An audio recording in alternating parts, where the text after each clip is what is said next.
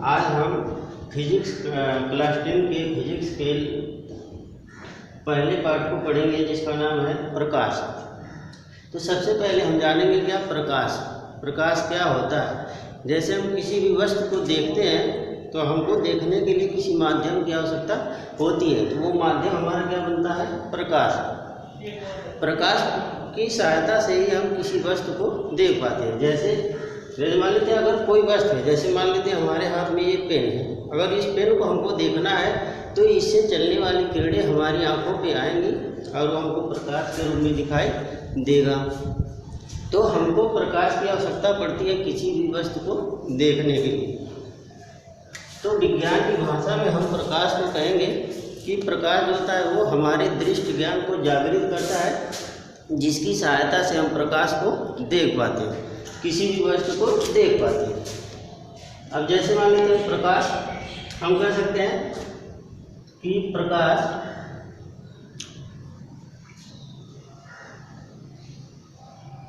एक प्रकार की ऊर्जा है जिसकी सहायता से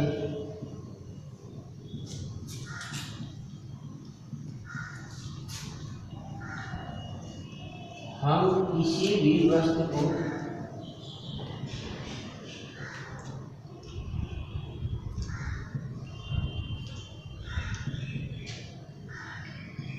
देख सकते हैं।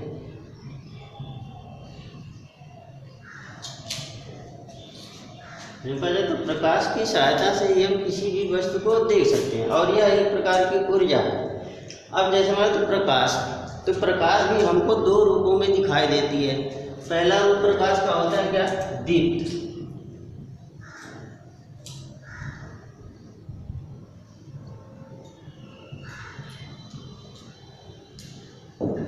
हम देखते हैं कि बहुत सी वस्तुएं ऐसी होती हैं जो स्वयं के प्रकाश से प्रकाशित होती हैं। जैसे हम देखते होंगे सूर्य, ये स्वयं के प्रकाश से प्रकाशित होता है।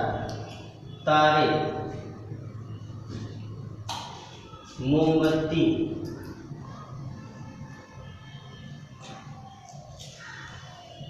विद्युत बल्ब,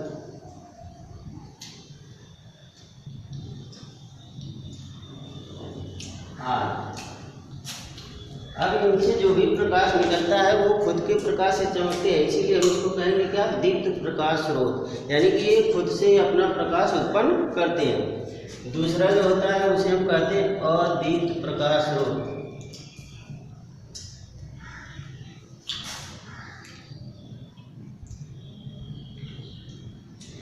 अब इसमें क्या होगा, जैसे दीप्त प्रकाश स्रोत है तो सूर्य, तारे, मोमबत्ती या विद्युत बल्ब जो भी है खुद के प्रकाश से प्रकाशित हो रहे हैं, लेकिन इसमें जो होता है वो इनके प्रकाश से ही वो अपने को चमकदार बनाते हैं। यानी कि उन्हीं के प्रकाश से जब इस पे आके इन वस्तुओं पे पड़ता है तो वो वस्तु हमको दिखाई देता है। जैसे हम कह सकते हैं क्या, चंद्रमा। हम जानते हैं चंद्रमा सूर्य के प्रकाश से प्रकाशित होता है और वो हमको दिखाई देता है, तो ये अदीप्त प्रकाश स्रोत हो जाएगा। अब हम आगे बढ़ेंगे प्रकाश के गुण।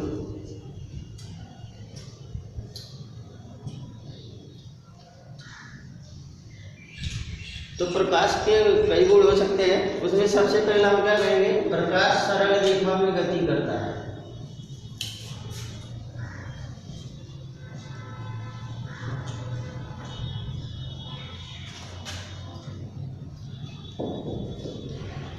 यानी जब भी कोई भी प्रकाश किरण चलेगी तो वो सरल रेखा में ही गति करेगी, उसमें टेढ़ी मेढ़ी गति नहीं होती। वो जब भी चलेगा वो एक सीधी रेखा में, ऐसे सीधी रेखा में वो गति करेगा।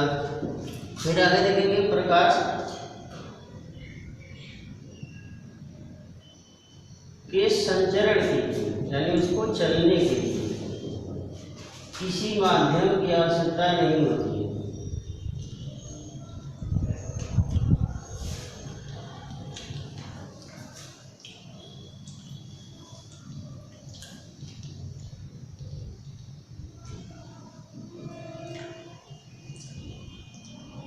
यानी वो कहीं पे भी वो चल सकता है, जल में, वायु में, निर्वात में वो प्रकाश चल सकता है। यानी उसको चलने के लिए हमको किसी किसी माध्यम की आवश्यकता नहीं होती है, यानी वो निर्वात में भी गमन करता है।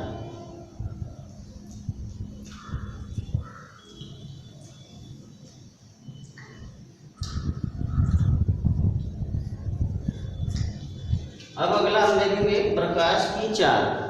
तो प्रकाश की चाल भिन्न भिन्न माध्यमों में अलग अलग हो सकता है, लेकिन हम मानते हैं जो प्रकाश का मानक है वो निर्वात में माना गया है। तो निर्वात में प्रकाश की चाल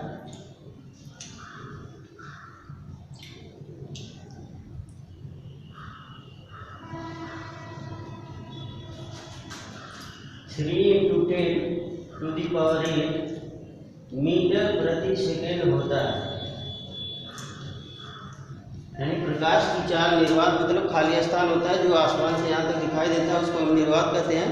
उसमें प्रकाश की चाल ये 3 × 10⁸ मीटर पर सेकेंड होता है। ये परीक्षा में पूछ भी चुका है। फिर आगे हम देखेंगे एक गुण प्रकाश का तरंग दैर्घ्य।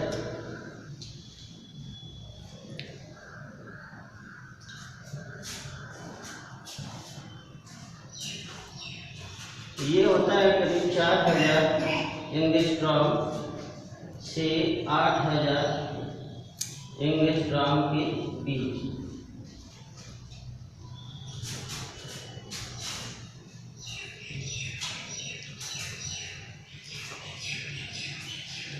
ये हो गया प्रकाश के गुण।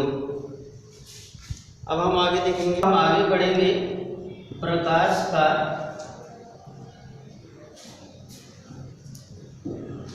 परावर्तन।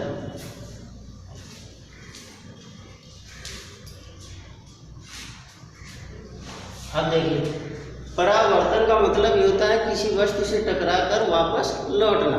तो यहाँ भी ये होगा कि हम क्या पढ़ रहे हैं प्रकाश। तो प्रकाश किसी भी सतह से या जहाँ से भी वो प्रकाश उस पर आपतित होगा तो उससे टकराएगा सतह से और टकराकर वापस लौटेगा। तो इस घटना को हम कहेंगे क्या, प्रकाश का परावर्तन। अब ये होगा कैसे, जैसे हम देख लेते हैं, एक हम समतल दर्पण लेंगे।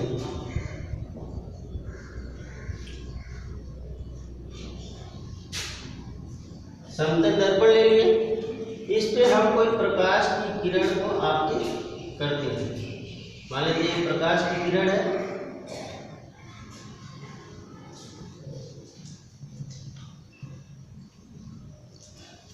जिसे हम प्रकाश की किरण आपतित होती है।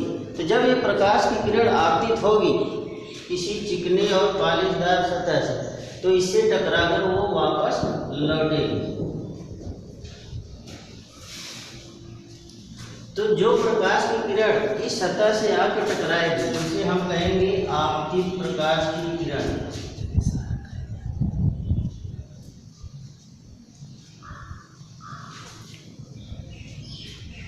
और जो किरण यहाँ से टकरा के यानी सतह से टकरा कर वापस लौटेगी यानी यह किरण, उसे हम कहेंगे परावर्तित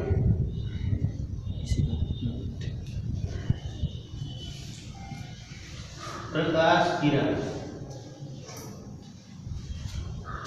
यानी कि जो प्रकाश की किरण इस सतह पे आकर टकराएगी उसे हम कहेंगे आपतित प्रकाश किरण। जो सतह से टकराकर वापस लौटेगी उसे हम कहेंगे परावर्तित प्रकाश किरण।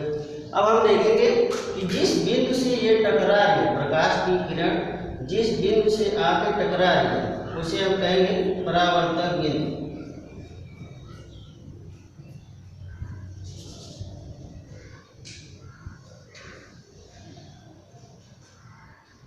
जिस सतह पे आके प्रकाश की किरण टकराती है उसे हम कहेंगे क्या, जैसे ये सतह हमारा, इसको हम कहेंगे परावर्तक पृष्ठ।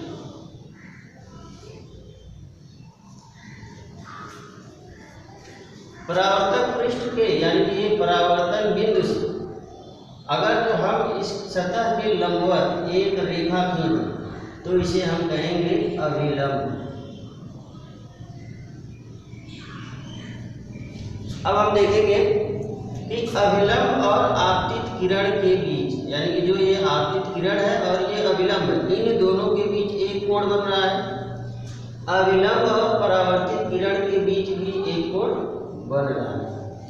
तो अभिलंब और आपतित प्रकाश किरण के बीच बने कोण को हम कहेंगे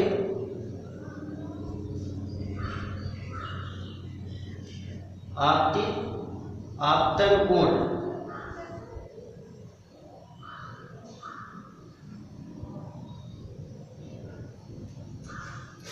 अविलंब और परावर्तित प्रकाश किरण के बीच जो कोण बनेगा उसे हम कहेंगे परावर्तन कोण।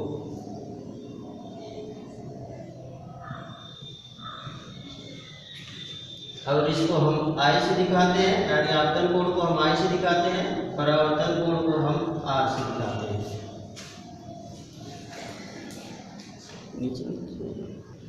अब हम परावर्तन के नियम पढ़ेंगे, यानी प्रकाश परावर्तन के नियम।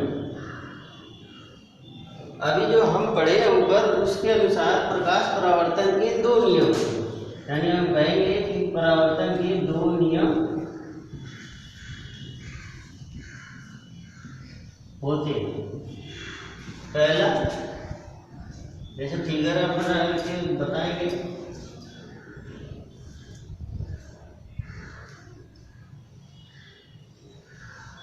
सबसे पहले आपतित प्रकाश की किरण हम लिखेंगे, आपतित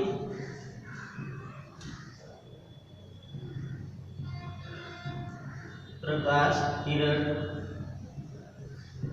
फिर लिखेंगे क्या, परावर्तित प्रकाश किरण।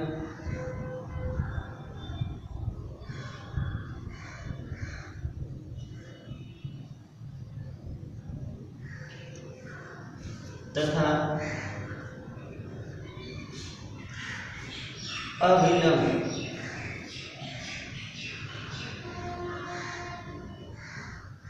तीनों एक ही तल में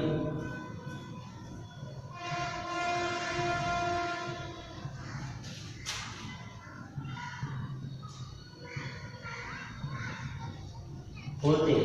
अब ये कैसे होगा, जैसे हम देख लें, ये हमारा दर्पण है, तो जो प्रकाश की किरण इस पर आपतित हो रही है, परावर्तित होकर उसी माध्यम में वापस लौट जा रही है, यानी कि दूसरे माध्यम में नहीं जा रहा, पहले ही माध्यम में सभी घटनाएं हो रही। इसलिए अब ये पहला नियम हमारा होगा कि आपतित किरण, परावर्तित किरण और अविलंब तीनों एक ही तल में होगा। ये हमारा नंबर एक नियम हो गया।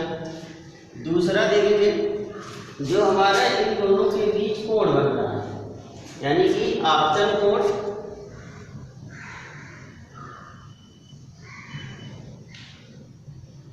तथा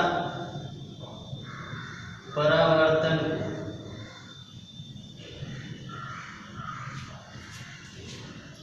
सदैव आपस में बराबर होते हैं।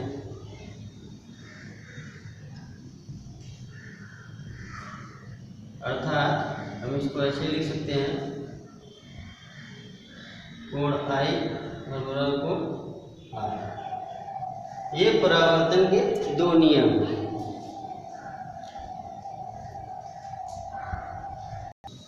अब हम आगे देखेंगे, परावर्तन दो प्रकार से होता है। पहला क्या कहेंगे, नियमित परावर्तन।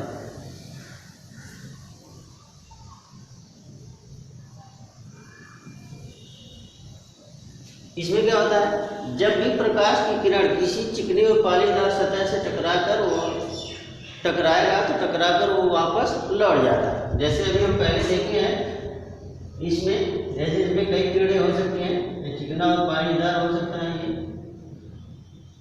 ये सतह से टकराएंगी और टकराकर पुनः वापस लौट जाएंगे। तो इस प्रकार की जो भी घटना घटेगी, यानी कि जैसे ही वो टकराएगी, टकरा कर उसी माध्यम में वापस लौट जाएगी, तो इस घटना को हम क्या कहेंगे, नियमित परावर्तन। तो हमारा ये पहला परावर्तन हो गया। दूसरा देखेंगे हमारा होता है अनियमित, या इसको हम कहेंगे विसरित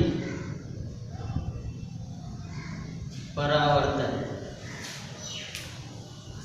इसमें क्या होगा, जैसे नियमित परावर्तन का ठीक विपरीत इसमें होगा। यहाँ पे हमारा जो सतह था वो चिकना था, पालीदार था, लेकिन हमारा जो अनियमित परावर्तन है, इसमें जो हमारा सतह है वो खुरदरा होगा। इसमें जो प्रकाश की किरणें आपतित होगी वो किसी भी दिशा में जा सकती हैं।